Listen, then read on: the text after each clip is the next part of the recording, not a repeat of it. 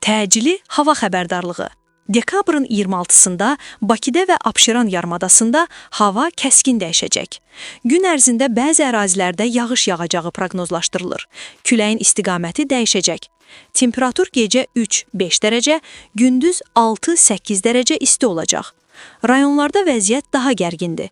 Bəzi yerlərdə intensiv yağıntı, dağlıq və dağətəyi ərazilərdə qar, gecə və səhər saatlarında isə duman və buzlanma təhlükəsi var.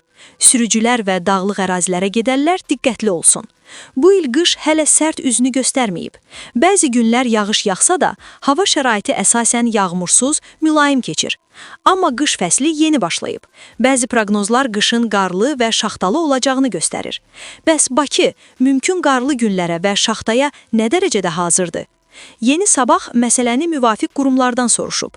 Bakı şəhər İcra Hakimiyyəti qeyd edib ki, paytaxtda qarlı havalara hazırlıqla bağlı rayonlarda aidiyyəti qurumların iştirakı ilə müşavirələr keçirilib.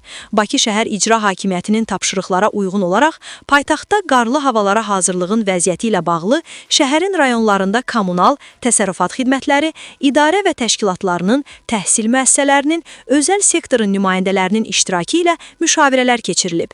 Müşavirələrin əsas məqsədi rayon xidmətlərinin soyuq qışa, xüsusilə güclü qar yağmasına hazırlığın vəziyyətinin araşdırılması, bu halda görülməsi zəruri olan işlər müzakirəsidir.